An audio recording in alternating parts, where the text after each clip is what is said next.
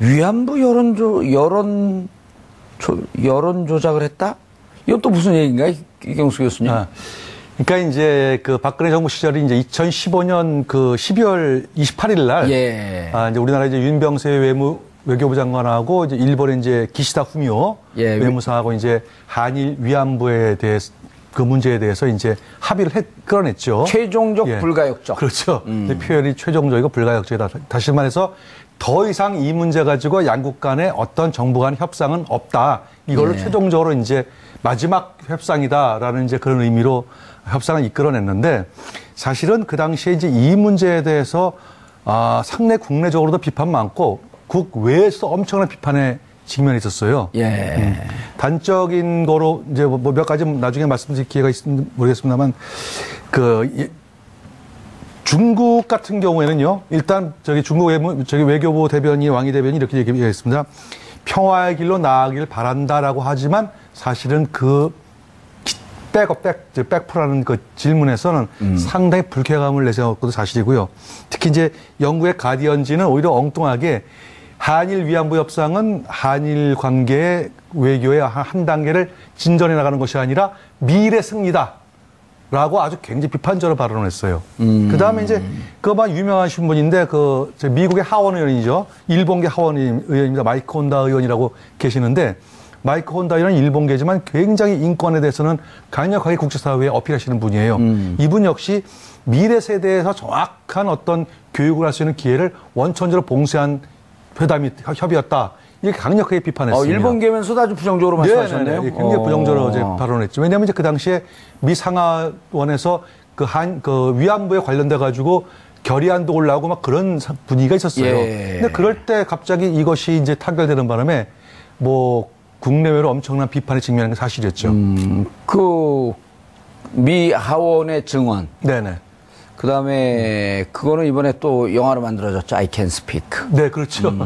그게 이제 그러니까 영화로 만들어졌습니다. 남은희 씨가 주연했죠. 그런데 여기에 어떻게 국정원이 개입을 하죠? 그러니까 지난 정권에서는 그랬던 것 같아요. 무조건 정부에서 어떤 일을 하는데 거기에 대해서 반대 목소리를 내게 되면 그거를 그냥 뭐 좌파 세력이고 밤 정부 세력이니까 뭔가 불량한 단체처럼 만들어 버려야 된다는 쪽으로 모든 여론을 그렇게 몰고 가는 거, 이른바 공작이라고 하는 것이 곧 정치다라는 판단을 했던 것 같습니다. 그러니까 이번에 나온 게 결국에는 이제 전 비서실장, 이병기 전 비서실장. 이병기 비서실장이죠. 이병기 비서실장 이름으로 해서 그 위안부 할머니들 뒤에 이제 정신대 대책 협의회가 있는데 이곳이 문제가 자꾸 일으키는 곳이다. 그러면서 이곳에 대해서 국민들에게 저도 이게 뭘 실체를 파헤친다는 건지 모르겠는데 국민들이 그 실체를 낱낱이 알게 되면 뭔가 달라질 것이다 라는 식으로 해서 이것도 결국 일종의 많이들 봤지 않습니까? 블랙리스트 만들어서 뭔가 조금 정부의 아픈 소리 하는 데를 다 비판하고 어떻게 보면 뒤에서 공작을 벌여서 그 자체를 못 살게 구는 것처럼 그런 일을 똑같이 했던 거예요. 이렇게 얘기했어요. 정대협동 비판 세력들이 실체를 잘 모르는데 국민들이 그 실체를 낱낱이 알 수 있도록 하는 방안을 강구할 것. 여기 무슨 함의는 느껴지잖아요. 낱낱이 알 수 있게끔 이미 사찰은 다 끝내놨다. 이제 그렇다기보다도 제가 볼 때는 이런 것 같아요. 이제 과거 정부, 권위주의 정부 시절에도 항상 이런 일이 있었거든요. 어떤 특정한 단체라든지 거기에 대해서 예를 들어가지고 반정부 단체 또는 뭐 좌파 단체 뭐 이런 식으로 매도를 한 건 사실이고 이제 왜 그랬냐면 그 배경을 좀 보시면요. 아까 조금 말씀드렸지만 12월 28일 날 한일 위안부 합의가 이제 이루어졌어요. 그리고 29일 날 30일 양일 날 거쳐가지고 이제 여론 사람을 해봤습니다. 근데 TN소프레스 같은 데서는 이제 긍정 평가가 53.4%, 부정 평가 40.5%. 그런데 리얼미터에서는 긍정 평가가 43.2, 부정이 50.7. 중앙일보 조사도 긍정 35.6, 부정 53.7. 저번에 부정이 다 높았어요. 그러니까 지금 정부는 협상을 잘 했다고 생각을 했는데, 이거 잘했다고 생각하는데, 여론이 너무 안 좋으니까, 그럼 이 여론은 어느 정도 방향은 틀을 필요가 있거든요. 그럼 방향을 틀어야 되는데, 뭘 가지고 틀겠어요? 그러니까 이 주변에는, 예를 들어가지고, 좀 반정부 또는 좌파 단체인 정대협이 끊임없이 여기에 대해서 나쁜 소문을 퍼뜨리고 있다. 예를 들어가지고 이제 대표적인 소문이 뭐냐면 이거죠. 돈을 받은 것은 소녀상을 뭐 철거하거나 한국 정부가 포기하기로 했다. 그래서 돈을 받았다라는 이제 이런 뭐 여론이 있는 것은 이와 같이 유언비어를 퍼뜨리는 것은 이제 정대협 그쪽이 아니겠느냐라는 식으로 해가지고 이제 몰고 가는 것이죠. 그리고 이제 그렇게 악화된 여론이라고 하는 것은 사실은 국민들의 또 우리 국민들이 어떤 국민들입니까? 그 위안부 합의의 내용에 대해서 잘 모르는 게 아니라 정확하게 알고 있는 거거든요. 그렇죠. 가장 중요한 거는요, 이거예요. 좀 이제 그 당시 국민들이 생각했던 것은 민족의 자존심을 지키라는 얘기거든요, 사실은. 그 위안부 할머니들이 이래가지고 뭐 다 생활고에 시달려가지고 그런 분들이 사실은 없어요. 어느 정도 이제 국가에서 좀 지원 좀 해주고 생활에는 별 문제가 없어요. 그렇다면 그분들이 원하는 것은 돈이 아니거든요. 돈으로 민족의 자존심을 산다는 것은 이거는 굉장히 굴욕이라는 거죠. 그런데 그거를 왜 협의 과정 중에서 뭐 10억 엔이니 뭐 그래서 처음에 협의 과정 중에서 일본은 1억 엔만 주겠다 그랬어요. 1억 엔만. 근데 한국 정부에서 10억 엔 해서 10배 받았으니까 잘했다. 뭐 이런 식으로 이제 저기 평가에 대해서 그 회담에서 평가를 하니까 이건 아니다 그런 거죠. 왜 돈을 문제로 가느냐. 민족 자존심 문제인데. 그리고 이거는 인류 보편의 가치의 문제 아닙니까? 인권이니까. 그래서 유엔인 엠네스티라든지 또 미국 상하원에서도 그 위안부 문제가 터진 게 돈이 문제가 아니라 이건 인류 보편의 가치를 훼손시킨 중대한 범죄 행위라고 해서 나온 건데 그거를 돈으로 해결하는 이 전 정부가 굉장히 잘못했다는 것이죠. 그때 당시 유행했던 말 중에 하나 반인류적 범죄에 대해서는 공소시효가 없다. 맞습니다. 이런 표현까지 나오고 그랬었단 말이에요. 그런데 이제 이게 이제 지금 문제가 되는 게 이병기 비서실장이 이렇게 지시를 하니까 그냥 지시를 하고 정부에서 행정부에서 무슨 일을 한 게 아니고 지시를 하고 나니까 그 다음에 엄마 부대라고 하는 무슨 보수단체에서 정대협 사무실 앞에서 시위를 벌였단 말이에요. 그러니까 이런 주장을 한 거죠. 할머니들을 정적인 이슈로 끌어들인다라고 정대협 분들을 비난을 한 겁니다. 그 앞에 그렇게 주장을 한 겁니다. 마치 이게 할머니들 같은 경우는 위안부 합의를 받아들여서 잘 넘어가려고 하고 있는데 당신들이 나서서 이거를 이슈화시키고 정치적인 쟁점으로 만들고 있고 그 정치적인 쟁점이라는 게 결국에는 정권에 대해서 불편한 얘기를 내는 게 아니냐라는 식의 주장을 이분들이 폈고요. 또 느닷없이 무슨 정대협의 진실을 알리는 모임이라는 그런 듣도 보도 못한 모임 같은 것들이 갑자기 만들어집니다. 그러면서 거기에 대해서도 어떤 일을 했냐면 정대협 회원분들이 그 일 때문에 일본 대사관 주변 광화문 이쪽 있지 않습니까?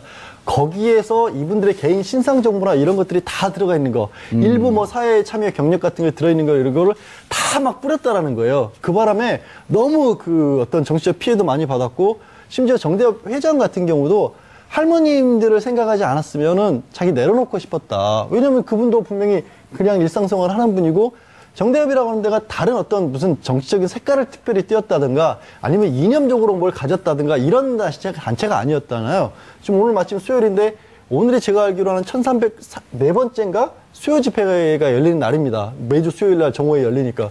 그 수요 집회 같은 것을 뒤에서 뒷받침하면서 어르신들 결국에는 뒤에서 건강 문제 이런 문제들을 돌봐드렸던 단체거든요. 이 뭐 어떤 정치적 성향하고 상관이 없는데도 그런 식의 프레임을 만들어서 가두려고 했던 거죠. 인간적인 공격을 했었던 거고. 그게 다른 정부에 반대되는 다른 단체에 했던 것과 똑같은 게 여기서도 벌어진 거예요. 야, 그런데 이게 당시 이제 엄마 부대는 그 주옥순 정두원 같은 경우는 어버이연합 엄마 부대 이런 건 시민사회운동단체가 아니고 용역업체다. 왜냐면 그분이 그쪽 그 새누리당 그러니까 그 새누리당을 제일 잘 알고 엄마 부대 당시 주장을 보면 위안부 문제는 과거 한국이 힘이 없을 때 발생한 사건이고 국력이 그만큼 강해졌기 때문에 이런 합의도 이끌어낼 수 있었던 것이다. 근데 이제 그 다음이 슬픕니다. 한국이 더 강한 나라가 될수록 위안부 할머니들이 희생해달라. 그 아이캔스피크에서 남은희 선생님은 그런 얘기를 해요. 내가 그렇게 일본 군인들에게 짓밟힐 때 내 나이 13살이었습니다. 더 이상의 어떤 희생을 할머니들에게 그러니까 강요를 무슨 해야 희생을 더 할까요? 강요하라는 거예요. 그분들이 그리고 사실 할머님들이 이 합의 이후에 말씀하신 게 그거잖아요. 우리가 언제 돈 달라고 했냐. 그렇죠. 저는 이제 돈 얘기하니까 갑자기 많은 분들이 그러세요. 서초동 변호사들 결국 돈 때문에 하는 일 아니냐. 예. 서초동 찾아오시는 분들도 돈 때문에 하는 게 아니냐. 좋습니다. 그렇게 받아들여도 전제 조건이 있죠. 우리가 하다못해 손해배상을 하더라도 뭐가 잘못됐는지는 명확하게 밝혀져야 그렇죠. 그다음에 손해배상이 나오는 거 아니에요. 예. 근데 뜬금없이 뭘 가지고 합의를 한다는 것도 모른 채 불가역적 되돌릴 수 없는 합의라는 걸 하면서 그다음에 할머니들이 참아주십시오. 이게 있을 수 없는 주장을 했다는 거죠. 그때 당시에 제가 댓글 본 기억으로는요. 2015년 12월 28일 10억엔을 줬잖아요. 100억이란 말이에요. 네. 어떤 사람 댓글을 이렇게 썼더라고요. 이대호 선수 그때 일본에서 활동하고 있을 때거든요. 이대호 선수 트레이드 비용만도 못하다.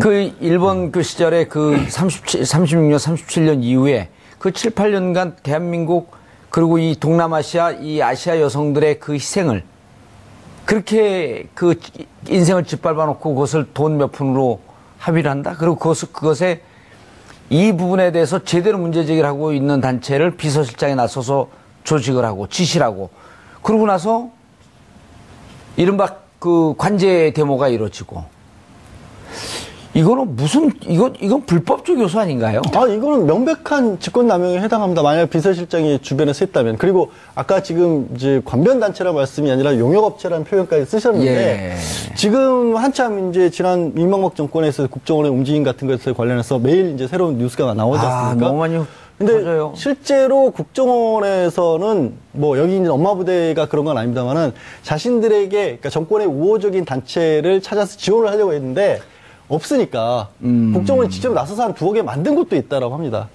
그러니까 그리고 지원을 받았던 뭐 엄마부들 말고 지금 현재 뭐 어버이연합 대표 같은 경우도 구속영장이 청구될 그런 상황인데 명예훼손이나 모욕 같은 걸로 그 사람 같은 경우도 국정원 심 전 단장을 만나서 직접적으로 지원을 받았고 뭐 복지 문제라고 본인은 얘기를 했지만 사실상 나와서 이런 일들에 동원이 됐고 나섰던 거 아니겠습니까? 여기도 딱 그런 모습을 그대로 보이는 게 아까 말씀드린 정대회 진실을 알리는 사람들의 모임이라고 하는 것은 그전에 없었던 단체거든요. 근데 합의가 있고 나서 갑작스럽게 나타나서 이 정대회 회원들에 대해서 비방을 하고 다녔던 그런 단체인 거죠. 지금은 아예 실체도 못 찾는 거예요. 지적하신 것처럼 용역단체가 맞을 수도 있는 거죠. 교수님, 네. 보니까 이게 이제 이른바 이제 보수단체와 직접적인 연관성 이제 수사를 하고 조사를 해갖고 찾아내야 되겠지만, 종교단체도 이게 있는 건지 만든 건지 보니까 대수천 대한민국 수호 천주교인 모임? 예. 그게 이제 어떻게 된 거냐면 이제 이 위안부 합의가 이제 이루어지고 난 다음에 천주교 그 정의구현 사재단하고 정평의에서 성명을 냈어요. 예. 이번 합의는 매우 잘못된 합의다라고 했더니 이제 사실은 천주교 자체는 어떤 정치적인 색깔이 전혀 없는데, 그러니까 정평의에서는 이제 때에 따라서는 굉장히 시국 관련해 가지고 어떤 올바른 목소리를 내고 있거든요. 예. 이제 그러다 보니까 이게 조금 이제 현 정부에 대해서는 굉장히 이제 좀 껄끄러웠고, 그러다 보니까 대수천이라고 하는 이제 일부 아마 천주 신자가 맞을 겁니다. 왜냐하면 이 회장이 그 서석구 변호사일 거예요, 아마 이 대수천에. 예. 그러니까 서석구 변호사가 이제 천주교 신자인 거는 뭐 사실이니까 예. 그거 맞는데 꼭 뭐 대수천이라고 해서 어떤 뭐 특별한 별도의 공식적인 가톨릭 내에서 공식적인 어떤 조직은 아니고요. 아마 몇몇 분들이 이제 이와 같은 타이틀을 가지고 이제 모였겠죠. 근데 이제 기자회견 한데 국회 정론관인데 국회 정론관은 그냥 아무나 가서 기자회견 할 수 있는 곳이 당연히 아니거든요. 이제 현역 국회의원이 소개를 해줘야 들어갈 수 있죠. 전역 국회의원이 자기가 관련되어 있다라고 하는 것을 국회 홍보처이나 그렇죠, 어디에다 얘기를 해야 돼요. 네네. 그리고 그 사람 이름으로 그것을 기자회견 하겠다라고 하고 같이 쓰는 거거든요. 근데 같이 통상 안 씁니다. 안 쓰죠. 예. 예. 근데 국회 정론관에 그러면은 새누리당에서 이제 이것을 협조를 해줬다는 건데. 그건 모르고요. 예. 모르겠지만 어쨌든 국회 정론관에서 한 것도 사실 이것도 문제예요. 왜냐하면 시민단체는 시민단체답게 차라리 광화문광장에서 하든가 국회 앞에서 하든지요. 그러니까 옛날 그렇죠. 아니 뭐 옛날 권위주 시절은 어디가 제일 유명했었냐면은 세실 극장이라고 있었거든요. 예, 정동. 예, 정동에. 예. 거기가 아주 유명한 성명서 표현하는 장소고 기자들이 항상 대기하는 장소죠. 그렇죠. 1층하고 지하로 이렇게 맞습니다. 이루어진. 네. 차라리 그런 데 가서 하는 것도 저도 거기서 훨씬 많이 좋았는데 했습니다. 저도 거기서 많이 굳이 했어요. 뭐 국회에 들어오는 바람에 오히려 순수성이 오히려 거꾸로 퇴색되지 않았을까. 예. 양 변호사님, 그런데 그 할머니들을 위한 단체는 좀 깎아내리려고 길을 썼던 이 박근혜 정부에서 낙상 사고로 그때 중상 입은 할머니 한 분에 대한 기사가 나왔거든요. 네, 그렇죠. 이건 또 자신들 홍보 활동으로 홍보 도구로 이용을 했다고요? 그때 어떤 일이 있었냐면 예. 2010년 2월경인데 중국에 할머니 한 분이 거주를 하고 계시다가 말씀하신 것처럼 낙상 사고로 해서 좀 많이 크게 다치셨습니다. 그랬더니 국내 병원으로 이송을 해와서 이분을 직접적으로 치료를 해야겠다. 그러니까 정부가 그만큼 할머니들에 대해서 관심을 많이 가지고 있다라는 것을 보여준데 조금 전에도 우리 그 지적하셨잖아요. 국회 정론관도 아무나 못 가는데 거기를 어떻게 갔었을까. 여기도 마찬가지입니다. 갑자기 이 일이 터지고 나니까 국무총리, 여성가족부 장관, 외교부 장관까지 줄줄이 병문안에 가서 막 만나고 사진을 찍고 정말 법석을 떱니다. 글자가 들어. 윤병세 장관은 바지 사러 다니시라고 시간도 없으셨을 텐데 이런 시간이 있었는지 모르겠는데 그러니까 처음 만났던 거예요. 예. 왜냐하면 왜 이거를 제가 지적을 하냐면 합의가 제대로 되려면 할머니들의 의견이라도 먼저 들어보고 말씀을 들어보고 우리가 원하는 게 이런 거다라는 걸 듣고 갔어야 되는데 그게 아니고 덜컥 합의부터 했고 합의한 이후에 할머니들은 반대하고 있는 상황이었고 그 이후에도 할머니들은 안 만났거든요. 예. 그러다가 갑자기 이병기 전 비서실장이 그 문건이 만들어지고 난 뒤에 처음으로 찾아갔고 마지막으로 찾아갔던 겁니다. 그러니까 이거는 글자 그대로 전형적으로 보여주겠는데 그 말씀드린 것처럼 청와대, 뭐 정부, 여당까지도 어떻게 보면 이 문제를 해결하는 데는 그냥 삼일체가 돼서 움직인 게 아닌가 싶은 거죠. 아니, 그러니까 2016년 4월 1일 이 비서실장 지시사항 문건 내용을 보면 낙상사고가 나고 난 다음에 전문 의료진을 중국으로 이제 파견하는 거. 그래서 국내 이송 여부를 검토하고 정부의 노력을 홍보하라. 네. 그러니까 홍보하라예요. 홍보하라. 글자가 들어 보여주는 거예요. 그 전에 이분 할머니들을 돌보고 있는 정대협이라는 단체는 없는 단체까지 만들어내가면서 아니, 종북몰이까지 했단 말이에요. 종북몰이까지 하고 있고. 아, 이놈의 종북이라는 얘기는 어디다 그렇게 그냥 쉽게도 쓰는지 모르겠어요. 그냥 불편하면 종북이라고 다 붙였던 거예요. 일단 스티커 붙이고 보는 거죠. 예. 그리고 황교안 당시 국무총리가 병문안 가고. 야, 이러고 싶은가요? 근데 이제 이 당시 사회 상황을 보면은 워낙에 이 문제가 첨예하게 이제 그 정부에 대해서 부담 다가갔거든요. 어쩌면은 이 합의에 대해서는 역대 정부에서 계속 이제 문제제기 돼 있었어요. 근데 이제 이게 왜 박근혜 정부에서 급속하게 됐냐면은 한일 군사 교환협정 있지 않습니까? 예, 군사정보보호협정. 예, 정보보호협정. 그게 지금 미국에서 굉장히 시급한 문제였거든요. 예. 그래서 이명박 정부 말기에 이거를 강제 추진을 하다가 결국은 이제 워낙 강하게 반발에 부딪혀가지고 이제 이게 무산됐다가 박근혜 정부 시작됐는데 아마 지금 미국 쪽에서 굉장히 이 문제 종용했을 거예요. 그 협정을 맺어야 되는데 그 협정을 맺기 전 단계가 이 문제가 한일 위안부 협의가 해결이 안 되면은 그 다음 단계를 한 발자국도 못 나가는 상황이기 때문에 그래서 이제 박근혜 정부에서 이제 급격하게 추진을 했는데 그럼에도 불구하고 사실은 이 아랫돌 빼가지고 윗돌 개고 그 다음에 뭐 바늘 허리 묶여서 뭐 실무 못 뺀다고 그러나요? 예. 그것처럼 정도를 지키면 됐거든요. 우리 양변 선생님께서 말씀하셨듯이 먼저 위안부 할머니들 모셔다 놓고 간담회를 열어서 우리가 이 문제 때문에 한 발자도 못 나갑니다. 외교가. 앞으로 미래가 가야 되는데 예. 그러니 한일 간에 협정해야 되는데 원하는 것이 무엇이냐 하고 한마디만 들었어도 할머니들이 이렇게 반발 안 했을 거예요. 근데 아무런 얘기도 없이 돈으로 해결한다는 생각이 딱 드니까 이게 얼마나 잘못된 거예요. 더군다나 이건 반인륜적이고 반인권적인 범죄 행위인데 그걸 이렇게 졸속적 처리한다는 것이 문제가 됐죠. 그러다 보니까 정부로서는 다급한 거예요. 예. 사방에서 여론조사 아까 제가 말씀드렸지만 국민의 절반 정도가 잘못했다 그러지. 예. 그래서 해외에서도 반응이 안 좋지. 어쩌면 요 문제 때문에 중국하고 한중 관계가 틀어진 결정적인 게 바로 요 문제거든요. 그렇죠. 저는 그렇게 분석하고 있습니다. 예. 그렇지. 그러니까 도저히 답이 없으니까 하상숙 할머니가 방금 양에서 소개했듯이 하상숙 할머니 사건인데 돌아가셨을 때 제일 급한 게 먼저 우리 정부가 예우를 이만큼 한다는 걸 빨리 보여줘야만 할 정도로 그 당시에 박근혜 정부는 굉장히 절박했습니다. 아니 이때 상황을 봤더니 9월 초에 전승기념일에 천안문 막루로 올라갔잖아요. 그렇죠.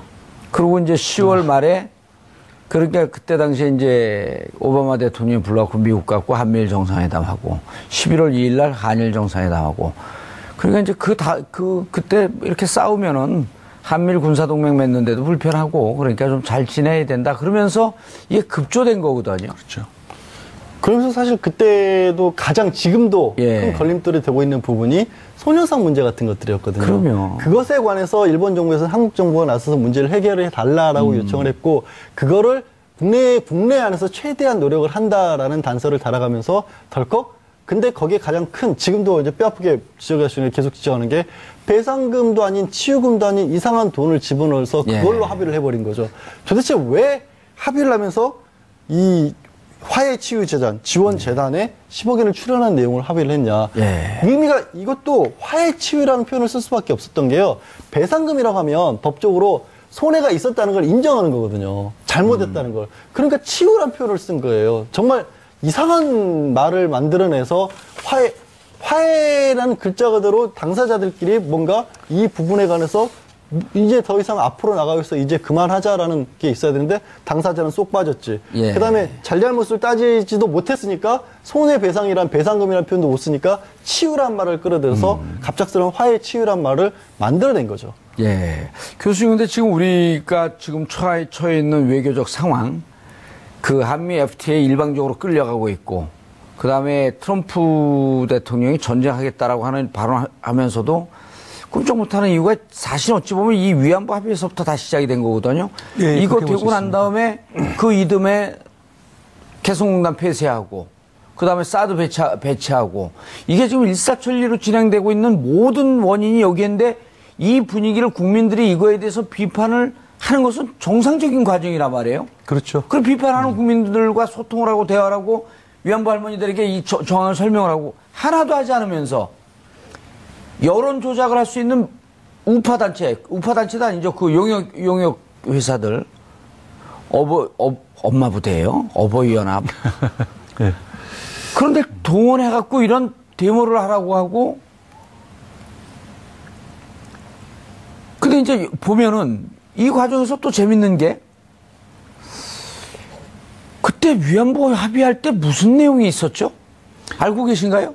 예, 그때 이제 그 내용상으로는, 일단 소녀상 문제는 이제 전혀 안 나왔고, 예. 다만 이 합의를 통해가지고 더 이상의 이제 추가 협상은 없다. 위안부 문제에 대해서 제로하지 그리고, 마라. 예. 그다음 두 번째는 이제 일본 정부가 공식적으로 이제 사과를 하는 것이며, 그 다음에 거기에 만약 출연금이 있으면 출연금도 일본의 국가 예산에서 지불한다는 것까지는 협의가 됐어요. 예. 그러니까 어떻게 보면 내용상으로 보면은 일본 정부가 공식적으로 이거는 사과를 하고 배상을 한다는 것이 내용은 요만큼 들어가 있습니다. 예. 그러니까 이제 합의서를 해줬는데 문제는 그 다음 날 일본 의회에서 아베에 대해서 질의가 나왔습니다.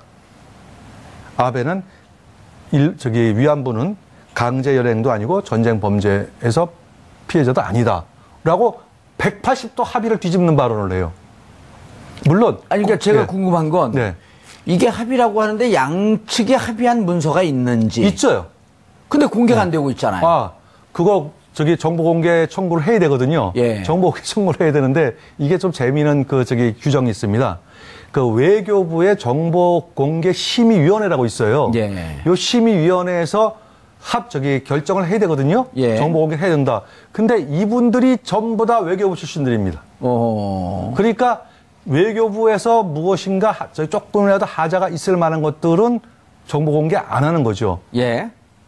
네, 지금 상황은 어떻게 된 거냐면요. 예. 일단 우리가 정보공개 청구를 했습니다. 정대협을 비롯해서 시민들이 시민운동단체에서 했는데 1심에서 예, 외교부에서 지금 말씀하신 것은 외교부의 결정이에요. 외교부 정보공개 심의에서는 당연히 안 받아들였죠. 예. 그래서 재판으로 갔습니다. 행정소송으로 갔습니다.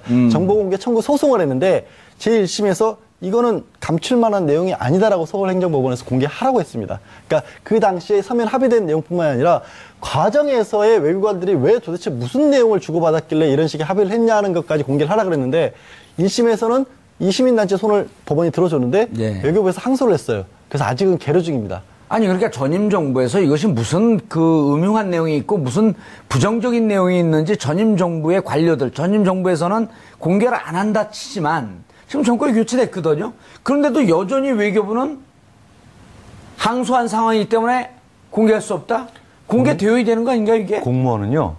공무원은 정권하고 상관이 없습니다. 왜요? 부처 이기주의라는 게 존재하거든요. 아니요, 그래도 이거는 장관이나 듣고 지금 강경화 장관이 이거 공개해라. 이래야 되는 거 아닌가요? 무슨 내용이 있었... 강경화 장관이 지시를 한다 하더라도 예. 규정상으로 그 심의위원회에서 부결난 걸 어떻게 공개합니까? 장관이 지시한다 하더라도. 안 되는 거 아니에요?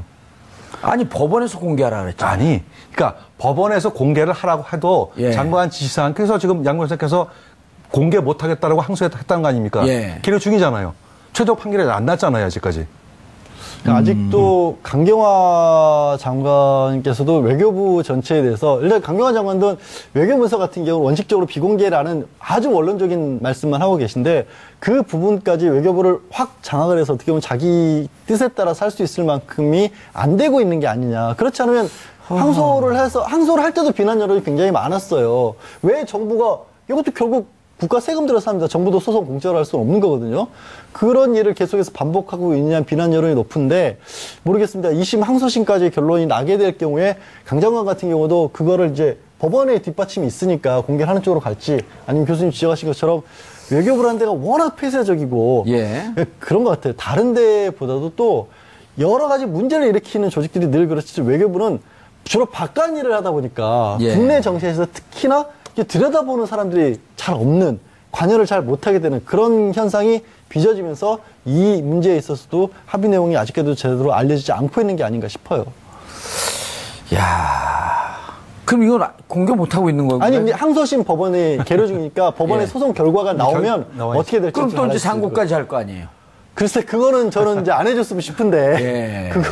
그걸 이제 강장관 내지는 문재인 정권에서 그 부분은 이왕에 항소가 진행이 됐으니까 취하는 못 하더라도, 예. 항소심 결과가 나오면 거기에 받아야 됐으면 좋겠어요. 예. 만약에 이것이 공개가 됐는데, 네. 지금까지 우리가 알고 있었던 내용과는 전혀 다른, 즉, 예를 들어서 양쪽이 합의된 게 아니라 그냥 외교부 장관이 서로 성명서 발표한 거고 사인도 없었다? 그런 주장을 지금 그 많은 외교 전문가들이 하고 있거든요. 설마 뭐 그렇게까지야. 국가가 하는 일을 아니, 갖다가 이게 공개되게 되면 자칫 잘못하게 되면 엄청난 그 폭풍이 예상되지 않나요? 아, 그렇죠. 만약에 지금 앵커께서 말씀하신 대로 예. 그런 일이 벌어졌다면은 이거는 뭐 대국민 사기극 아니에요?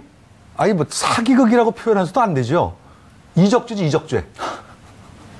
이건 이적죄죠. 사기극 정도가 아니죠. 사기극은 징역 1년만 가지면 되지만 이적죄는 사형이에요. 이적죄도 이상해요. 그 친일파들은 모국이 일본이라고 생각하는 거 아닌가요? 아유. 애국죄 아니야, 애국죄? 그렇게까지는 제가 볼 때는 그건 뭐 좀 저도 그렇게 안 될 것이라고 저는 생각을 하고. 아니, 근데 공개를 하지 않는 이유에 대해서 무언가 심각한 자기들의 결점과 결함이 있다라고 하는 것을 스스로 입증하는 거 아니에요? 그렇죠. 근데 이상하게 저기 외교부라든지 우리나라 저기 국방부도 그렇고 예. 별것도 아닌데 이 자기 보호 본능이 있어요. 그래서 비밀 분류도 자기들 마음대로 분류해버리거든요. 국가 1급 비밀, 2급 비밀 이런 것도. 외교부도 아마 그런 차원이 아닐까 싶어요. 근데 지금 이제 지적하신 부분이 어느 정도까지는 생각해 볼 필요가 있는 게 저도 뭐 도장도 안 찍힌 그런 합의는 아니라고 생각을 하지만 강경화 외교부 장관이 외교부 장관 취임하기 전에 했던 지적 같은 경우가 불가역적 합의라고 하는 표현 자체가 외교상에서는 전쟁과 관련했다든가 정말로 그 국가의 중대사, 상대방 국가와 무슨 평화협정을 체결하든가 이럴 때 쓰는 표현이지 일반적으로 이런 사안처럼 뭐 어떻게 민간과 관련된 뭐 민간이 피해와 관련된 부분에 있어서의 합의에 그런 표현을 쓰지를 않는다라는 거예요.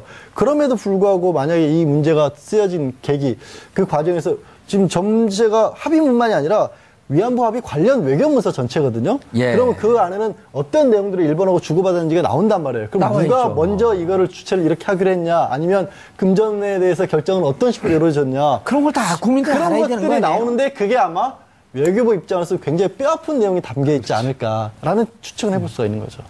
아니, 자기들 몇몇 뼈 아픈 것과 이 국가의 운명이 완전히 역사가 뒤틀어지는 것과 무엇을 우선시해야 돼요? 저는요, 여기에 아까도 말씀드렸지만 이게 한일 간에 급속하게 이루어진 부분에 대해서는 아마 미국과 여러 가지 연관성이 분명히 존재할 거예요. 예. 그래서 양 변호사께서 말씀하셨듯이 그 주고받은 그 어떤 뭐 문서 같은 거 거기에 보면은 미국 쪽에서 어떤 협조 요청을 했고 이런 것들이 다 나오게 돼요. 그러면은 잘못하면은 이게 한일 간의 문제고 한 정부에 관한 문제가 아니라 전체적인 그 우리나라 외교, 안보 뭐 다 포함되어 있기 때문에 아마 이거를 쉽게 공개하기는 어려울 겁니다. 아니 만약 그것이 공개됐는데 그런 부분이 있다면 굴종 굴욕 외교를 해서 바로 잡으려고 하는 노력이 적폐청산의 일환 아니에요? 그렇죠. 그럼에도 불구하고 교수님은 공개돼서는 안 된다 이런 주장을 하시니까. 아니, 저는 공개해서 안 된다고 주장하는 게 아니고 혹시 그와 같은 내용들이 들어있기 때문에 이게 공개하기를 꺼려하는 게 아닌가. 잘못된 내용이 있으면 이제 바로 잡아야 되겠죠. 아니 사실은 법원에서 판결할 때도요. 예. 지금도 그 부분이 아마 다퉈질 건데. 법원은 봤을 거 아니에요. 아니. 법원도 못 봤나요? 그 부분에 있어서만큼은 아하. 예를 들어서 지금 말씀하신 것처럼 가뜩이나 지금 한미일 관련해서 외교적으로 지금 국가 안보 문제 때문에 민감한 시기이긴 하니까 그게 연관된 부분이 있다라면 그건 빼고 공개하라고 판결할 수도 있어요. 그건 빼고. 네. 근데 그게 어려워요. 그걸 빼고 공개한다는 게 이게 잘못하면은 자기도 모르게 툭 나가는 수가 생기거든요. 그럴 경우에는 파장이 너무 커지니까 뭐 외교부에서는 막 그런 점을 우려한 게 아닌가. 그럼에도 불구하고 예. 공개해야죠. 공개해야죠. 알겠습니다. 공개하는 쪽에 동의하는 거로 제가 받아들이겠습니다. 예. 전 동의하지 않는 줄 알고 깜짝 놀랐어요. 예. 애들이 예를 가지고 뭐 다 생활과에 시달려가지고 그런 분들이 사실은 없어요. 어느 정도 이제 국가에서 좀 지원 좀 해주고 생활에는 별 문제가 없어요. 그렇다면 그분들이 원하는 것은 돈이 아니거든요. 돈으로 민주가 자존심을 산다는 것은 이거는 굉장히 굴욕이라는 거죠. 예. 근데 그거를 왜 협의 과정 중에서 뭐 10억 엔이니 뭐 그래서 처음에 협의 과정 중에서 일본은 1억 엔만 주겠다 그랬어요. 1억 엔만. 예. 근데 한국 정부에서 10억 엔 해서 10배 받았으니까 잘했다. 뭐 이런 식으로 이제 평가에 대해서 그 회담에서 평가를 하니까 예. 이건 아니다 그런 거죠. 왜 돈을 문제로 하느냐. 민족 자존심 문제인데. 그리고 이거는 인류 보편의 가치의 문제 아닙니까? 인권이니까. 그래서 유엔인 엠네스티라든지 또 미국 상하원에서도 그 위안부 문제가 터진 게 돈이 문제가 아니라 이건 인류 보편의 가치를 훼손시킨 중대한 범죄 행위라고 해서 예. 나온 건데 그거를 돈으로 해결하려고 하는 이 전 정부가 굉장히 잘못했다는 것이죠. 그때 당시 유행했던 말 중에 하나 반인류적 범죄에 대해서는 공소시효가 없다. 맞습니다. 이런 표현까지 나오고 그랬었단 그랬죠. 말이에요. 네. 그런데 이제 이게 이제 지금 문제가 되는 게 이병기 비서실장이 이렇게 지시를 하니까 그냥 지시를 하고 정부에서 행정부에서 무슨 일을 한 게 아니고 지시를 하고 나니까 그 다음에 엄마 부대라고 하는 무슨 보수단체에서 정대협 사무실 앞에서 시위를 벌였단 말이에요. 그러니까 이런 주장을 한 거죠. 할머니들을 정적인 이슈로 끌어들인다라고 정대협 분들을 비난을 한 겁니다. 그 앞에 그렇게 주장을 한 겁니다. 마치 이게 할머니들 같은 경우는 위안부 합의를 받아들여서 잘 넘어가려고 하고 있는데 당신들이 나서서 이거를 이슈화시키고 정치적인 쟁점으로 만들고 있고 그 정치적인 쟁점이라는 게 결국에는 정권에 대해서 불편한 얘기를 내는 게 아니냐라는 식의 주장을 이분들이 폈고요. 또 느닷없이 무슨 정대협의 진실을 알리는 모임이라는 그런 듣도 보도 못한 모임 같은 것들이 갑자기 만들어집니다. 그러면서 거기에 대해서도 어떤 일을 했냐면 정대협 회원분들이 그 일 때문에 일본 대사관 주변 광화문 이쪽 있지 않습니까? 거기에서 이분들의 개인 신상 정보나 이런 것들이 다 들어가 있는 거, 일부 뭐 사회 참여 경력 같은 게 들어있는 거 이런 거를 다 막 뿌렸다라는 거예요. 그 바람에 너무 어떤 정치적 피해도 많이 받았고 심지어 정대협 회장 같은 경우도 할머님들을 생각하지 않았으면은 자기 내려놓고 싶었다. 왜냐면 그분도 분명히 그냥 일상생활을 하는 분이고 정대협이라고 하는 데가 다른 어떤 무슨 정치적인 색깔을 특별히 띄었다든가 아니면 이념적으로 뭘 가졌다든가 이런 단체가 아니었잖아요.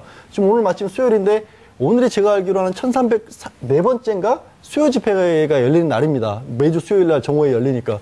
그 수요 집회 같은 것을 뒤에서 뒷받침하면서 어르신들 결국에는 뒤에서 건강 문제 이런 문제들을 돌봐드렸던 단체거든요. 이 뭐 어떤 정치적 성향하고 상관이 없는데도 그런 식의 프레임을 만들어서 가두려고 했던 거죠. 인간적인 공격을 했었던 거고.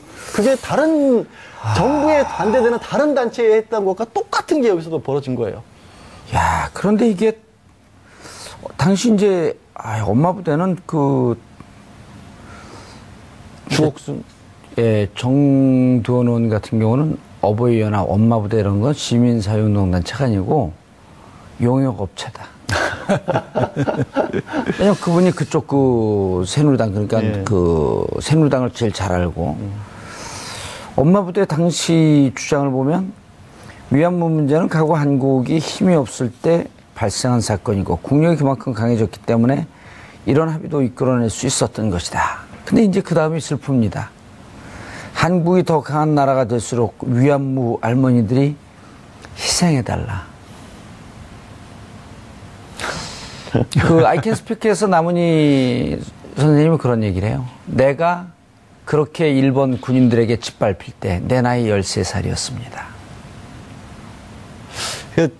더 이상의 어떤 희생을 할머니들에게 그러니까 강요를 무슨 해야 희생을 더 할까요? 강요하라는 거예요. 그분들이 그리고 사실 할머님들이 이 합의 이후에 말씀하신 게 그거잖아요. 우리가 언제 돈 달라고 했냐. 그렇죠. 저는 이제 돈 얘기하니까 갑자기 많은 분들이 그러세요. 서초동 변호사들 결국 돈 때문에 하는 일 아니냐. 예. 서초동 찾아오시는 분들도 돈 때문에 하는 게 아니냐. 좋습니다. 그렇게 받아들여도 전제 조건이 있죠. 우리가 하다못해 손해배상을 하더라도 뭐가 잘못됐는지는 명확하게 밝혀져야 그렇죠. 그다음에 손해배상이 나오는 거 아니에요. 예. 근데 뜬금없이 뭘 가지고 합의를 한다는 것도 모른 채 불가역적 되돌릴 수 없는 합의라는 걸 하면서 그다음에 할머니들이 참아주십시오. 이게 있을 수 없는 주장을 했다는 거죠. 그때 당시에 제가 댓글 본 기억으로는요. 2015년 12월 28일 10억 엔을 줬잖아요. 100억이란 말이에요. 네. 어떤 사람 댓글을 이렇게 썼더라고요. 이대호 선수 그때 일본에서 활동하고 있을 때거든요. 이대호 선수 트레이드 비용만도 못하다. 그 일본 그 시절에 그 36년, 37년 이후에 그 7, 8년간 대한민국 그리고 이 동남아시아, 이 아시아 여성들의 그 희생을 그렇게 그 인생을 짓밟아 놓고 그것을 돈 몇 푼으로 합의를 한다? 그리고 그것에 이 부분에 대해서 제대로 문제 제기를 하고 있는 단체를 비서실장에 나서서 조직을 하고 지시를 하고 그러고 나서 이른바 그 관제 데모가 이루어지고 이거는 이건 불법적 요소 아닌가요? 이거는 명백한 직권남용에 해당합니다. 만약 비서실장이 주변에서 했다면. 그리고 아까 지금 이제 관변단체라는 말씀이 아니라 용역업체라는 표현까지 쓰셨는데 예. 지금 한참 이제 지난 이명박 정권에서 국정원의 움직임 같은 것에 관련해서 매일 이제 새로운 뉴스가 나오지 않습니까? 너무 많이 근데 터져요. 실제로 국정원에서는 뭐 여기 있는 엄마 부대가 그런 건 아닙니다만은 자신들에게 그러니까 정권의 우호적인 단체를 찾아서 지원을 하려고 했는데 없으니까 국정원이 직접 나서서 한 2억 개 만든 곳도 있다라고 합니다. 그러니까 그리고 지원을 받았던 뭐 엄마 부대 말고 지금 현재 뭐 어버이연합 대표 같은 경우도 구속영장이 청구될 그런 상황인데 명예훼손이나 모욕 같은 걸로 그 사람 같은 경우도 국정원 심 전 단장을 만나서 직접적으로 지원을 받았고 뭐 복지 문제라고 본인은 얘기를 했지만 사실상 나와서 이런 일들에 동원이 됐고 나섰던 거 아니겠습니까? 여기도 딱 그런 모임을 그대로 보이는 게 아까 말씀드린 정대회 진실을 알리는 사람들의 모임이라고 하는 것은 그전에 없었던 단체거든요. 근데 합의가 있고 나서 갑작스럽게 나타나서 이 정대회 회원들에 대해서 비방을 하고 다녔던 그런 단체인 거죠. 지금은 아예 실체도 못 찾는 거예요. 지적하신 것처럼 용역단체가 맞을 수도 있는 거죠. 교수님, 네. 보니까 이게 이제 이른바 이제 보수단체와의 직접적인 연관성 이제 수사를 하고 조사를 해갖고 찾아내야 되겠지만, 종교단체도 이게 있는 건지 만든 건지 보니까 대수천, 대한민국 수호 천주교인 모임? 예. 그게 이제 어떻게 된 거냐면, 이제 이 위안부 합의가 이제 이루어지고 난 다음에, 천주교 그 정의구현 사재단하고 정평의에서 성명을 냈어요. 예. 이번 합의는 매우 잘못된 합의다라고 했더니 이제 사실은, 천주교 자체는 어떤 정치적인 색깔이 전혀 없는데, 그러니까 정평의에서는 이제 때에 따라서는 굉장히 시국 관련해가지고 어떤 올바른 목소리를 내고 있거든요. 예. 이제 그러다 보니까 이게 조금 이제 현 정부에 대해서는 굉장히 이제 좀 껄끄러웠고, 그러다 보니까 대수천이라고 하는 이제 일부 아마 천주교 신자가 맞을 겁니다. 왜냐하면 이 회장이 서석구 변호사일 거예요, 아마 이 대수천에. 예. 그러니까 서석구 변호사가 이제 천주교 신자인 거는 뭐 사실이니까 예. 그거 맞는데 꼭 뭐 대수천이라고 해서 어떤 뭐 특별한 별도의 공식적인 가톨릭 내에서 공식적인 어떤 조직은 아니고요. 아마 몇몇 분들이 이제 이와 같은 타이틀을 가지고 이제 모였겠죠. 근데 이제 기자회견 한데 국회 정론관인데 국회 정론관은 그냥 아무나 가서 기자회견 할 수 있는 곳이 당연히 아니거든요. 이제 현역 국회의원이 소개를 해줘야 들어갈 수 있죠. 전역 국회의원이 자기가 관련되어 있다라고 하는 것을 국회 홍보처이나 그렇죠, 어디에다 알려야죠. 얘기를 해야 돼요. 네네. 그리고 그 사람이 이런 위안부 여론 조작을 했다? 이건 또 무슨 얘기인가요, 이경수 교수님?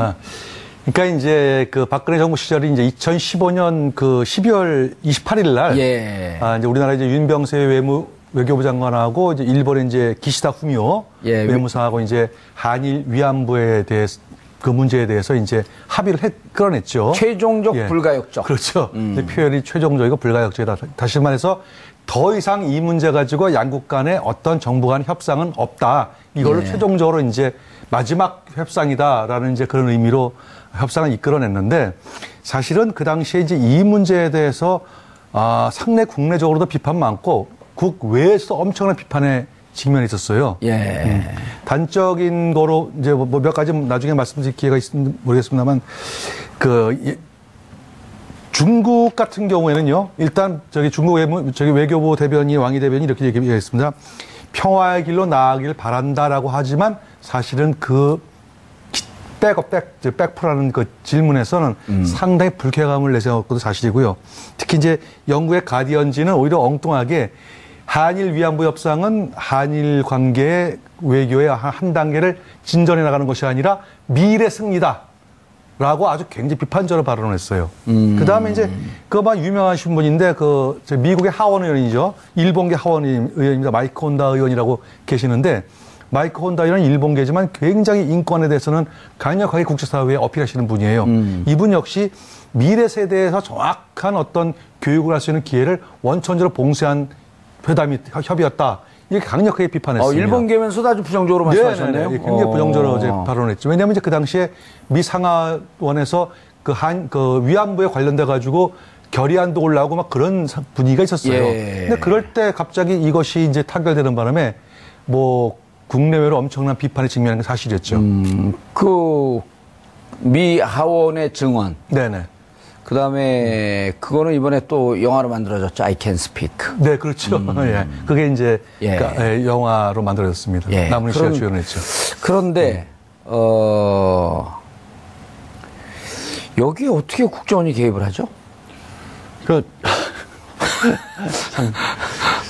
지난 정권에서는 그랬던 것 같아요. 무조건 정부에서 어떤 일을 하는데 예. 거기에 대해서 반대 목소리를 내게 되면 그거를 그냥 뭐 좌파 세력이고 밤 정부 세력이니까 뭔가 불량한 단체처럼 만들어 버려야 된다는 쪽으로 모든 여론을 그렇게 몰고 가는 거, 이른바 공작이라고 하는 것이 곧 정치다라는 판단을 했던 것 같습니다. 그러니까 이번에 나온 게 결국에는 이제 전 비서실장, 이병기 전 비서실장, 이병기 비서실장이죠. 예, 이병기 비서실장 이름으로 해서 그 위안부 할머니들 뒤에 이제 정신대 대책 협의회가 있는데 이곳이 문제가 자꾸 일으키는 곳이다. 그러면서 이곳에 대해서 국민들에게 저도 이게 뭘 실체를 파헤친다는 건지 모르겠는데 국민들이 그 실체를 낱낱이 알게 되면 뭔가 달라질 것이다 라는 식으로 해서 이것도 결국 일종의 많이들 봤지 않습니까? 블랙리스트 만들어서 뭔가 조금 정부의 아픈 소리 하는 데를 다 비판하고 어떻게 보면 뒤에서 공작을 벌여서 그 자체를 못 살게 구는 것처럼 그런 일을 똑같이 했던 거예요. 이렇게 얘기했어요. 청대협동 비판 세력들이 실체를 잘 모르는데 국민들이 그 실체를 낱낱이 알 수 있도록 하는 방안을 강구할 것. 여기 무슨 함의는 느껴지잖아요. 낱낱이 알 수 있게끔 이미 사찰은 다 끝내놨다. 이제 그렇다기보다도 제가 볼 때는 이런 것 같아요.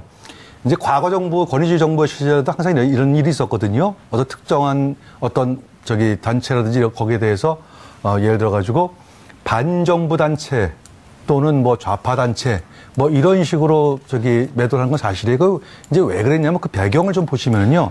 아까 조금만 말씀드렸지만 12월 28일 날 한일 위안 합의가 이제 이루어졌어요. 그리고 29일 날 30일 양일 날 거쳐가지고 이제 여러 사람을 해봤습니다. 근데 TN 소프레스 같은 데서는 이제 긍정평가가 53.4%, 부정평가 40.5%. 그런데 리얼미터에서는 긍정평가가 43.2, 부정이 50.7. 중앙일보 조사도 긍정 35.6, 부정 53.7. 저말 부정이 다 높았어요. 그러니까 지금 정부는 협상을 잘 했다고 생각을 했는데, 이거 잘했다고 생각하는데, 여론이 너무 안 좋으니까, 그럼 이 여론은 어느 정도 방향은 틀을 필요가 있거든요. 예. 그럼 방향을 틀어야 되는데, 뭘 가지고 틀겠어요? 그러니까 이 주변에는, 예를 들어가지고, 좀 반정부 또는 좌파 단체인 정대협이 끊임없이 여기에 대해서 나쁜 소문을 퍼뜨리고 있다. 예를 들어가지고 이제 대표적인 소문이 뭐냐면 이거죠. 돈을 받은 것은 손해상을 뭐 철거하거나 한국 정부가 포기하기로 했다. 그래서 돈을 받았다라는 이제 이런 뭐 여론이 있는 것은 이와 같이 유언비어를 퍼뜨리는 것은 이제 정대협 그쪽이 아니겠느냐라는 식으로 해가지고 이제 몰고 가는 것이죠. 그리고 이제 그렇게 악화된 여론이라고 하는 것은 사실은 국민들의 또 우리 국민들이 어떤 국민들입니까? 그 위안부 합의의 내용에 대해서 잘 모르는 게 아니라 정확하게 알고 있는 거거든요. 그렇죠. 가장 중요한 거는요, 이거예요. 좀 이제 그 당시 국민들이 생각했던 것은 민족의 자존심을 지키라는 얘기거든요, 예. 사실은. 그 위안부 할머니